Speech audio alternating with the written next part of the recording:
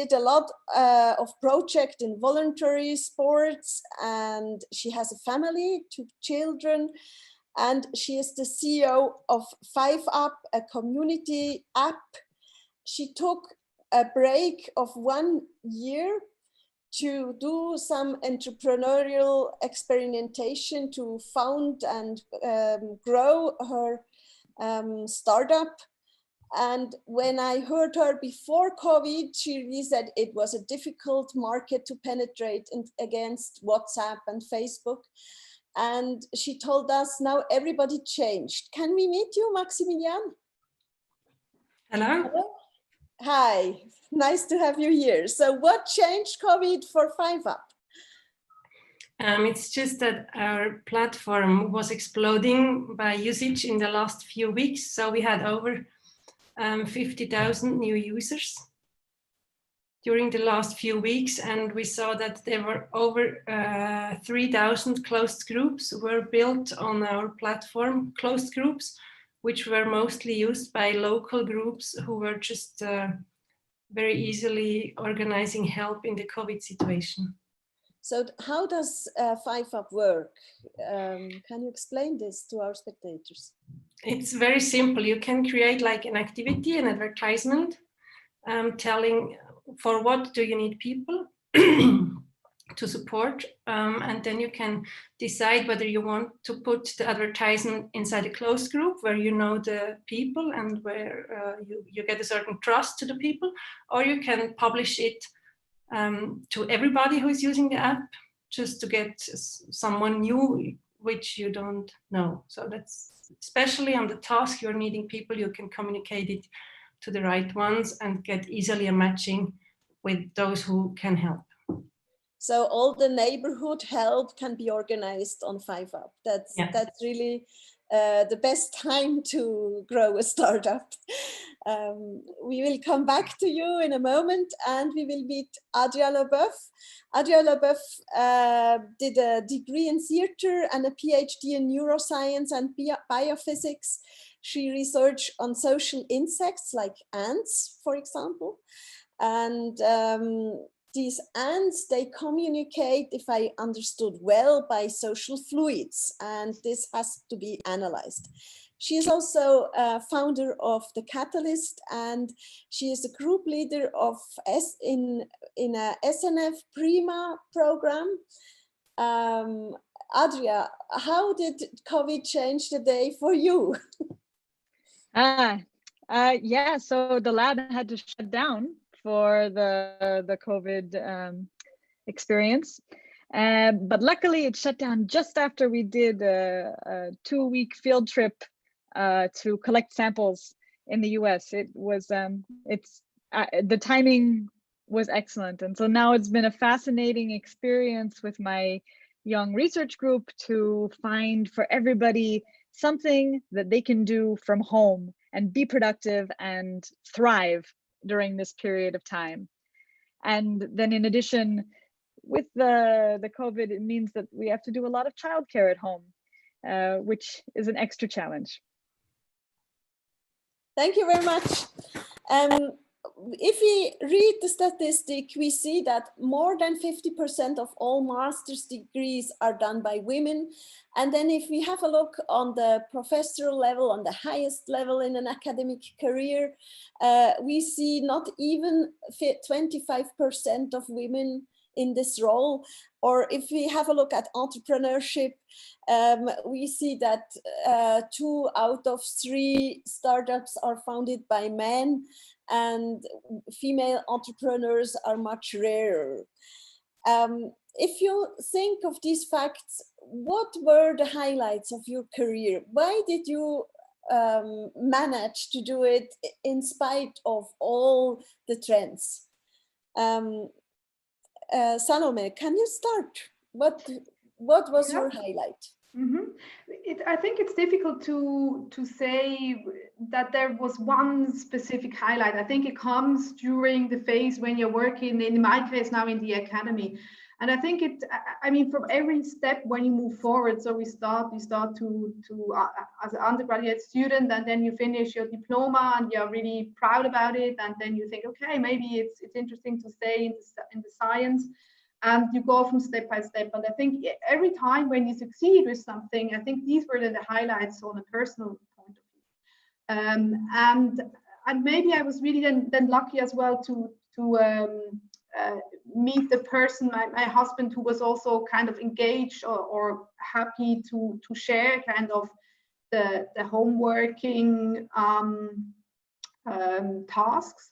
And otherwise, I'm not sure if this would be that easy to really survive in an academic career when you have to step back, let's say, to 50% work at the university, because I already realized for a while I was only working for 80%, and I already realized this one day, which was kind of missed, where I could work even more and produce some more papers or whatever. So I think it's really difficult to proceed the academic career without really working 100%. I mean, it's still possible, but it's just a bigger challenge, I would say.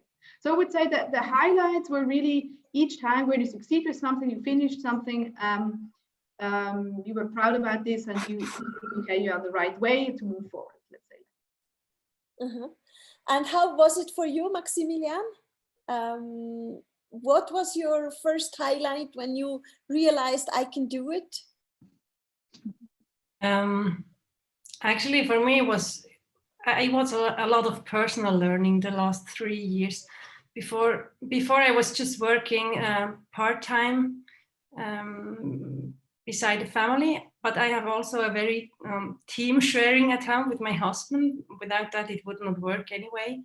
So we're sharing everything. And when I started the startup, it was really, can I do that with the family and with everything? Because it was a lot of charge, not only charge during daytime. It was this project was taking such a huge space in my life. It was working during night in my head and everything. And I experienced a lot of support from my husband, who carried on with me and just pushed me also to say, let's do that. It's really a good idea. And I needed that because sometimes it was me. I have a stubborn head, so that's maybe also a factor to go through that. But it's always a balance. Like sometimes I'm not just, no, I cannot do that. I'm a mother. I have to care about that and that and that. And then I needed someone else to tell me, no, I can take care about that. Just go ahead. And it was like this ongoing discussion also for this role with everything, with my husband, with my kids, with the task, the upcoming task in everyday life. I think this is something very dynamic, and you, as a mother, you really have to have a partner who is up to that as well. Mm-hmm. And Adria, how was it for you? Please tell us. There are, of course, many moments in an academic career where you can have doubts. But I think for me, what worked is following my passion. And if you can connect to what inspires you and what thrills you and what you really want to do, then you have this drive that will push you as far as you need to go. Apart from your passion. And for me, I had children rather late, partly because I was pursuing my passions of science, but also of science communication and the theater arts. And so bringing these things together, in a way that's also like working 2 full-time jobs. Over the years, you can have successes in one department or in another. So for example, during my postdoc in Lausanne, I got an Agora grant to do a big science communication project about theater and science. That was thrilling. At the same time, it pushed me in that direction. And then I needed to let myself rebalance and push again back into the science direction, and then getting successes in that department, like an ERC or getting the SNF Prima grant, were a huge push in the direction of, yes, you can succeed and you can thrive in this domain and keep digging on the questions that inspire you. So and then, of course, it was passion, but were it also persons? Did you have a mentor? I would no, I wouldn't say that I had one mentor. There have been people who have believed in me along the way. And, at each step, you can think of somebody who really believed in you. I remember in my undergrad, I worked for a few years in the lab of some evolutionary psychologists, John Tooby and Lita Cosmides, and they really took me under their wing and tried to help me. At different stages, there are different people who see the light in your eyes and see that you're doing something special. I would say that again and again, it's often women who are the ones who are pulling me up. There have been men as well, for sure. But I think that it's something that women in positions of power or leadership, we see the young women who are struggling as well, and we try to pull them up. And I think this is one of the reasons that we see the disparity between the number of women in power and the number of women who are in the ranks up and coming. We know that mentors like to mentor people who are like them. And so when we have a man in power, he would like to mentor young men. And so I think it's a perpetuating system, and the more women we have in positions of power, the more women who are going to be mentoring young women. How was it for you, Salome? Did you have a mentor or other persons who were important? It's interesting. I had, when you were speaking of Adria, I thought sometimes the same. So I also would not say that I have one specific mentor, although there is actually on a university level, and I think specifically for the Vetsuisse as well, a mentoring program where I attended. But this was not really a very, very crucial person, or not during this mentoring process. But I would also say that we're during the different steps in my career, people who were very supportive, and differently from what you said now, usually they were men, I have to say. So it was my doctoral father, who I'm still in contact with, even today, even if I'm not directly working with him together, but when I sometimes have the specific question in regards to, I don't know, academic career, where to get a fund from, etc. So sometimes I'm still approaching him. And then, I mean, during in the current institute, the head of the institute is very supportive all the time.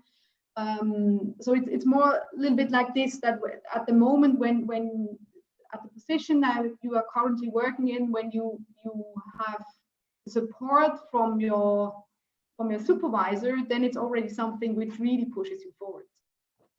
What I realized, yeah. Mm-hmm. And how was it for you, Maximiliane? We heard that you had a lot of support by your husband, but were there other persons important for you? Yes, of course. I had a lot of mentors also, and people who really pushed me or pulled me when I was down. But also in my case, it was mostly men who stepped into this mentor role. And I remember having moments where I really wished to have more female examples, best practice examples that I can follow. It's just, but I think this is something which is coming, but especially in my area where I grew with this startup idea, I mostly was surrounded by men, not by women. Yes, we know that a lot of tech founders are men, and a lot of startups with business models are founded by men, but aren't women not as creative if it in terms of business models and seeing things from another perspective? They are very creative, and actually now I hear a lot. I hear actually you're much better than a man, even if I don't like these comparisons, but somehow it's sometimes it's just said, and I'm not really sensitive about that. But what I know, and this might be especially a female attribute, is that I'm caring a lot about different things who sometimes maybe a man doesn't bother at all. So this might be a difference. So the feedbacks that I get is you're worrying too much, and I'm constantly developing solutions for every situation because I want to manage everything in a perfect way. And that's maybe my problem. Maybe it's just personal, maybe it's female, I don't know. But a lot men tell me that's female. So sometimes they tell me, don't worry about that. And yes, I'm worried because I'm thinking forward and I'm thinking about the problems and about the solutions I'm already creating. And I want to do it good. So yeah. And do you have an advice for young women founders?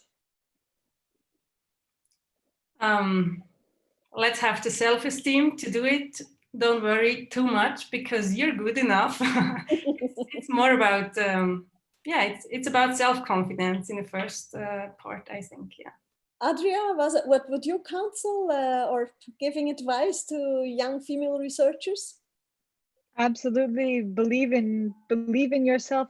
I mean, I think women are socialized to think, there is this myth that men are the only ones who are brilliant. And of course we know this is wrong. But what happens is that young girls hear this. They hear that, oh, the geniuses are all men. Oh, all the founders and CEOs are all men. And so that means that as a woman or as a girl, I can't do that. But that's absolutely not the case. And I think this is really a product of the stories that we hear growing up and the way that we are socialized to be, as women, we are socialized to be caring. We are socialized to worry about all of the things. While a man doesn't necessarily have to worry about all the things because he's socialized not to. So I think really the advice to young women scientists coming up is to believe in yourself because you've got this, and follow your passion. I mean, why should a man be allowed to do this and a woman not? It's ridiculous. That's true, definitely. University and academia realized this potential and they strengthen female careers a lot and have more female professors in commissions and advisory councils. Do you notice this, and is it good for you, or do you have less time for your scientific work?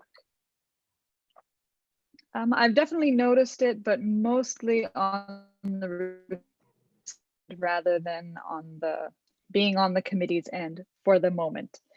But I've noticed it also in women mentors. One way that I've noticed it is in talks. So before COVID, I was invited to do a lot of plenary sessions and invited speeches at many different conferences around the world. And it's one of my favorite parts of science, giving talks about my work. So that's been an absolute pleasure. And one of the reasons, of course, it must be because I'm an amazing speaker, but in addition, I think it's because people want to have women speakers. No more manels, as people say. So panels with only men. Yeah.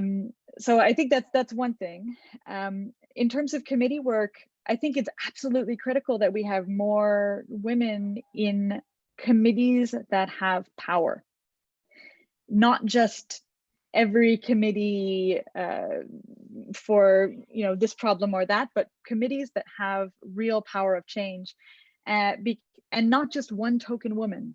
Like once we get to the data I've seen suggests that once we get to about 30% females, then you really start having women feel comfortable to express their voices in these positions and not just feel like the odd one out. So while yes, it will reduce our time, I think the real bottleneck here is actually getting women into positions of leadership so that they then get to be asked to be on those panels. Mm-hmm. Once we recognize more women at positions of leadership, then I think we're going to be doing better and better. Yes, I think in academia there is a lot of progress. I just read that in the last Schilling reports, only 10% women in management in the private companies. And it was the first 2-digit figure, before it was 9%.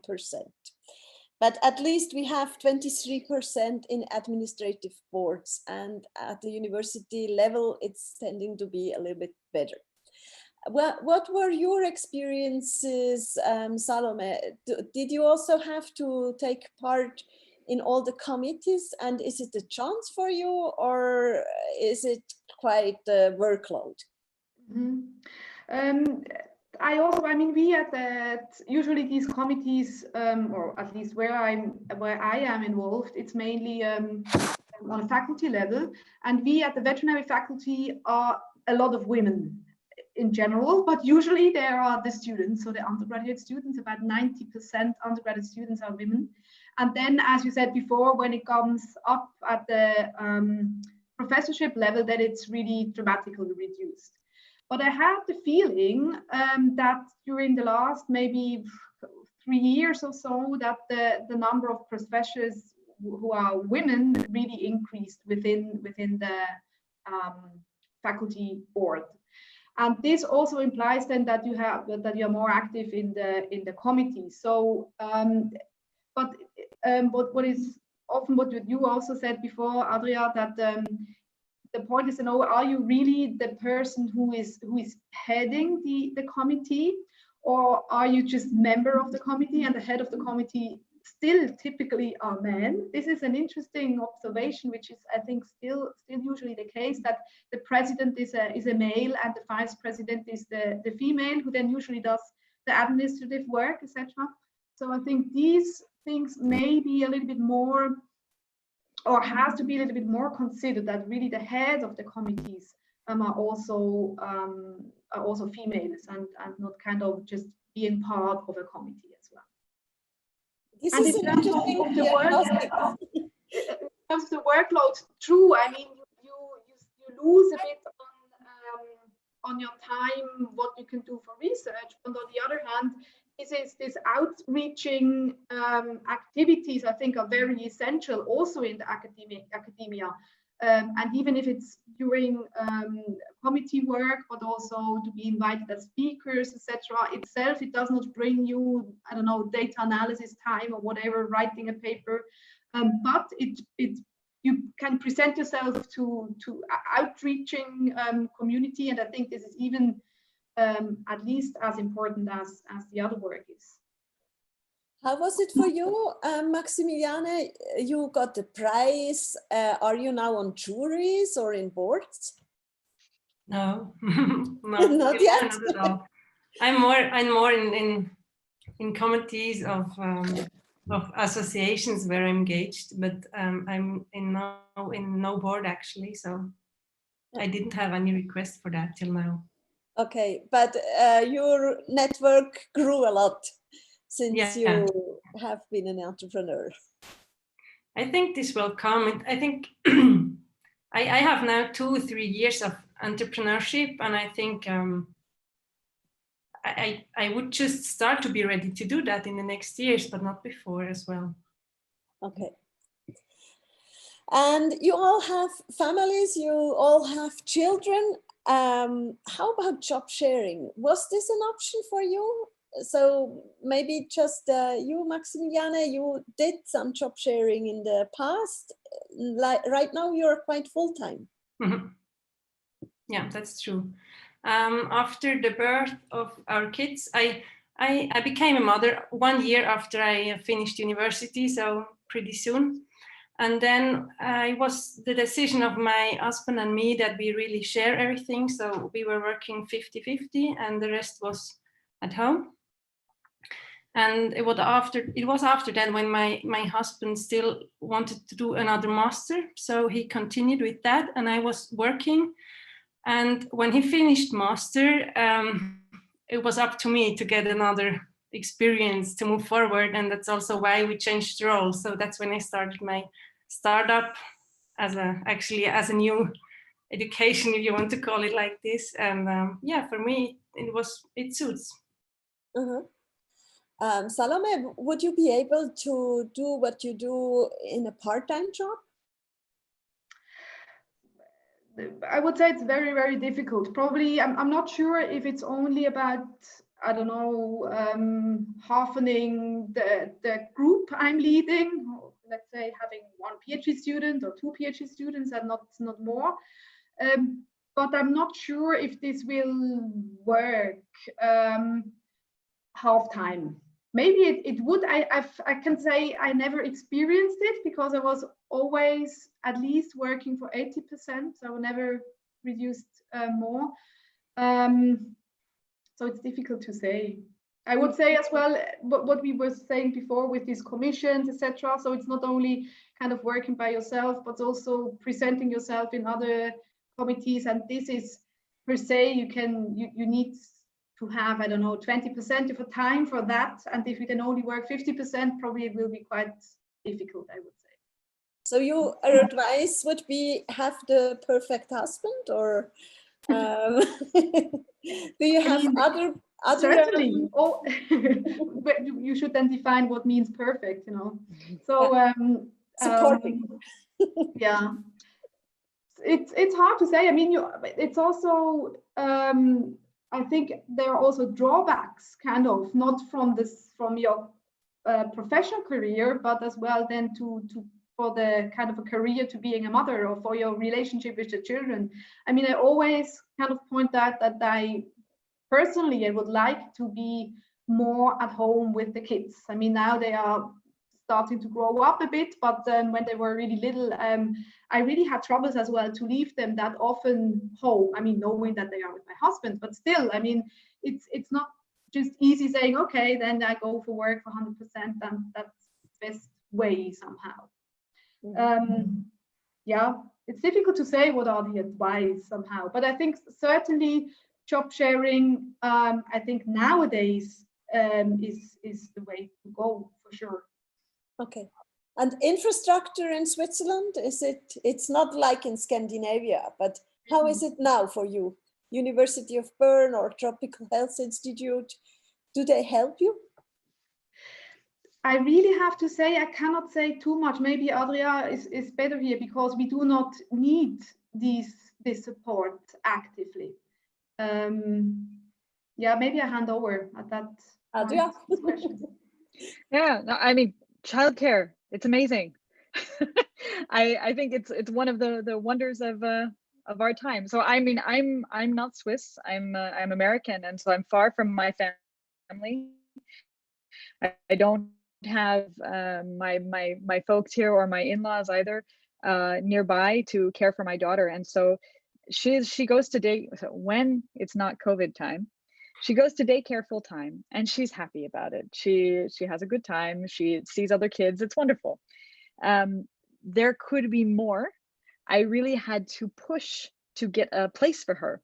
So my maternity leave was the classic 16 weeks. And in order to find a place at the end of that was very hard.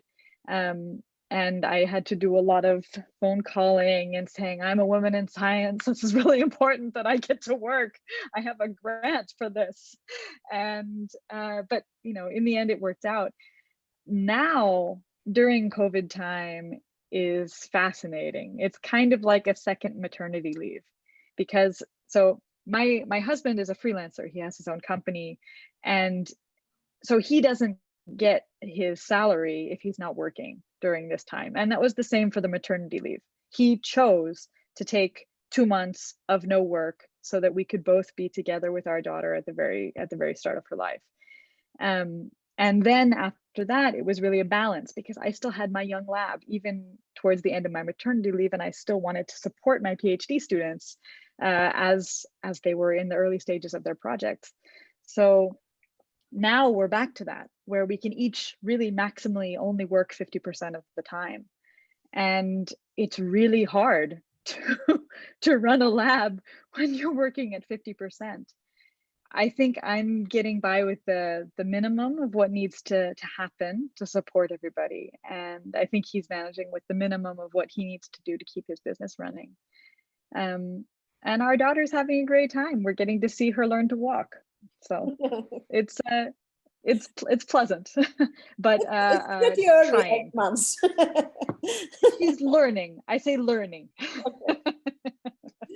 Salome, did you ever accept a salary which didn't meet your expectation, but you adored the work so much that you were tempted to accept it? I mean, I never had salary discussions, I have to say, because I always were working in the academia. Now, for 1 year, I was actually in a veterinary practice, but this was really just after my diploma, and then there was anyway no discussions, or there were standards, whatever. But I mean, I'm not sure. Maybe other people discuss this, but I think at the university there are not really room for discussions. So it's according your CV. They just make a salary and that's it. I mean, the question would then rather be, do I want to go out into the industry, for example? So a couple of colleagues of mine who are now working at the big pharmaceutical institutes, for example, as an epidemiologist, they earn much more. They have much better conditions, actually, on that part. But it is a completely different work, right? It's more the question of, do we want to proceed in academia? And as it has already been said, following the passion, following to being independent, developing own scientific ideas, which I think is very attractive as well. And the salary may be not really the best one. So I mean, it's still good, but it may be better in the private industry. So no, I did not really had big discussions where I said, okay, I still accept this, but actually expected to have a higher salary. Mm-hmm. Maximiliane, how was it for you? You were on the job market before being an entrepreneur. You had salary discussions. How was it?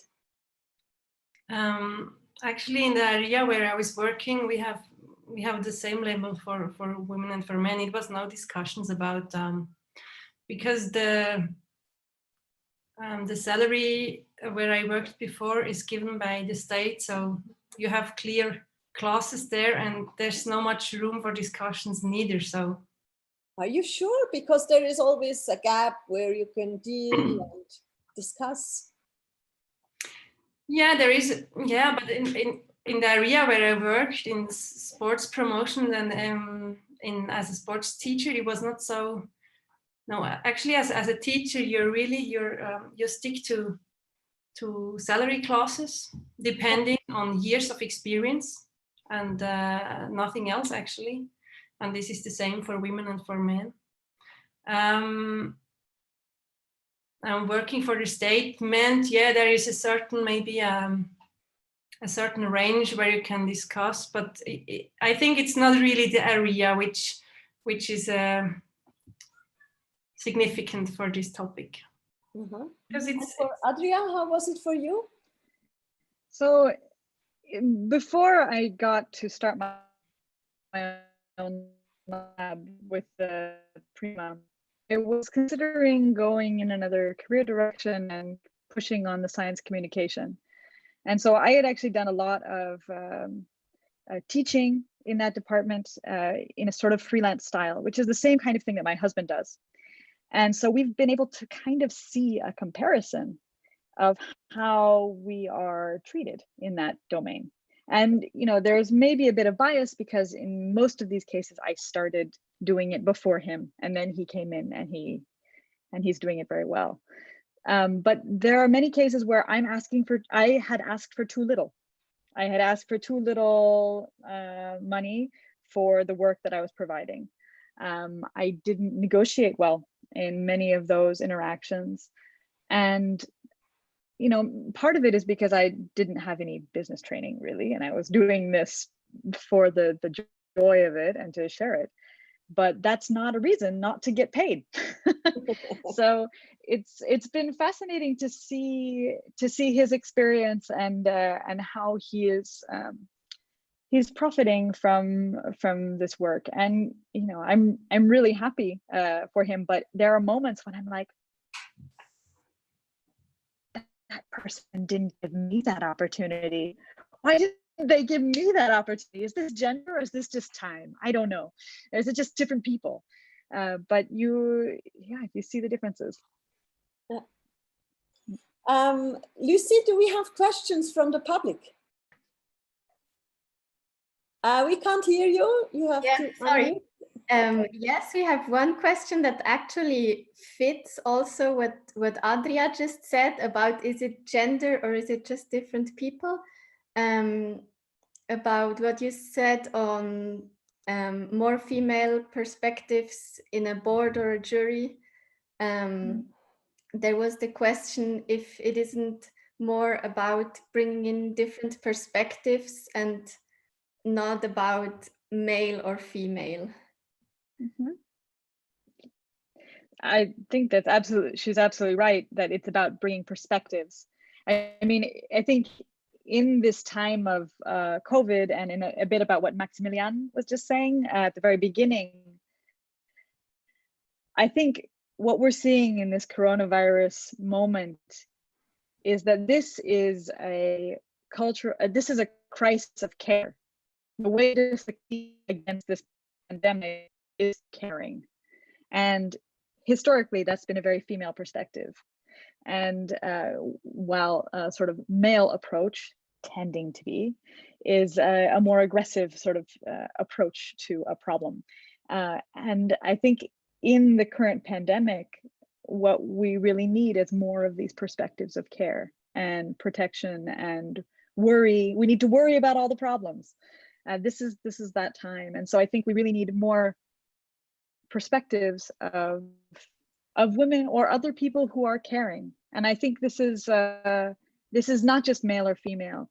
It's also people who are oppressed, people who recognize the importance of care.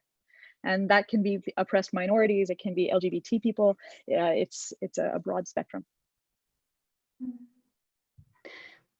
I would say, I mean, coming back to when I read also the question at the side in the chat, I completely agree what you just said. And certainly there are individuals, and bringing their opinions into a committee, for example, is certainly, yeah, on an individual level as well, and not just being a male or a female. On the other hand, what has also been said already, I think it is still very crucial to have a certain percentage of females as well in a certain committee, because I think if there is just one woman, yeah, it has already been said before, you cannot really develop your thoughts as when there is, I don't know, half of the committee are actually women. And usually it's when it's the other way around, there is one man in a group, and then usually this is the guy who then as well can state what he thinks, and then that's the guy, that's the male who is saying his opinion. The other way around, it usually does not work that well. So I think this is also with the individual opinions are very crucial, and certainly not all women have the same opinions and all men have. I think there is still a certain attitude and working together or discussing together when the group is really mixed, and when there are enough women in the group. I think I would like to add that this is also now, it's nothing new, that if you want to be to have creativity and innovation, you need diversity. So I think this is in an innovation area, this is something which is really clear now. So if you want to drive on with certain topics, you really need these different perspectives. Mm-hmm. We are already at the final round. The keyword are words and deeds. Adria, what can you do or did you do to promote women in science?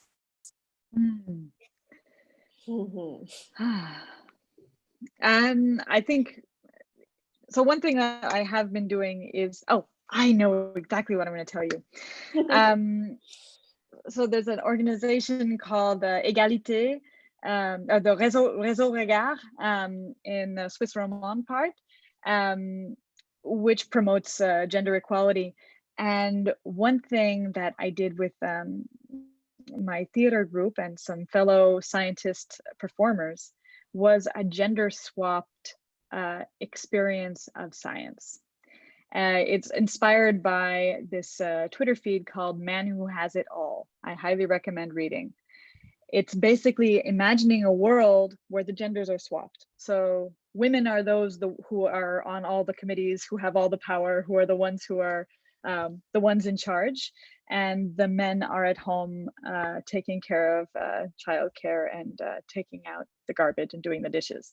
And imagining a science world with this perspective was so moving to the people. So we did this performance for the Réseau Regard's 15th anniversary, and just the change in our experience of performers was huge. The men in our group were horrified by what women go through, and everybody who experienced it went home and tried to emulate it in other ways. And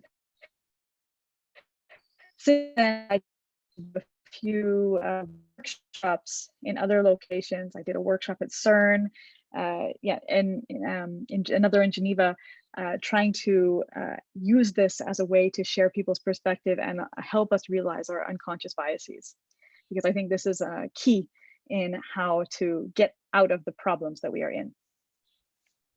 Okay, and then we had a question, can you provide this link? You can send it to Lucy and we will provide the link to this experiment on our website. And what do you think, Salome? What are your words and deeds?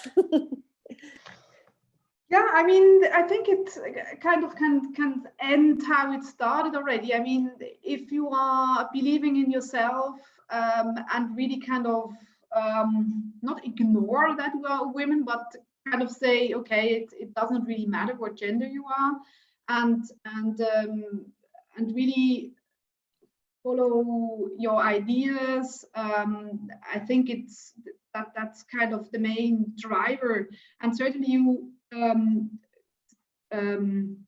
automatically somehow start to compare yourself with other women or other men. And I was thinking now while you were talking, if it would make sense to say it makes more sense to just compare yourself with other women than with other men, but I think that's not really the solution to go somehow. I mean, still you are an individual and you can kind of approach the same independent of your gender. So I would say that's kind of the passion and the most straightforward way to approach your way forward. Mm-hmm. And Maximiliane, what would be your deeds or words? My word would be that I love to spread the word also for my experience and to encourage other women to go ahead, to grab to make their dream come true also, and to maybe to escape from a certain socialization also, which they experience, and let's try to make it different. Mm-hmm. That is a good word. We now have a pop-up question. Usually Science at Noon was always just afternoon on 12:15, and we saw that a lot of women now have to eat or share meals or cook meals over lunchtime.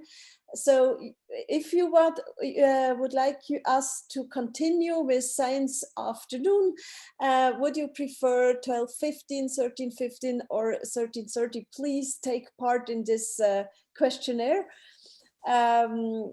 Yes, is there one last question in the chat, Lucy? No question anymore. So thank you very much for being with us. I hope statistics are better in March next year. They improve a little bit and everybody helps. And I hope our spectators had a lot of inspiration to go on. And thank you for being with us, and goodbye and have a nice day. Thank you very much. Thank you.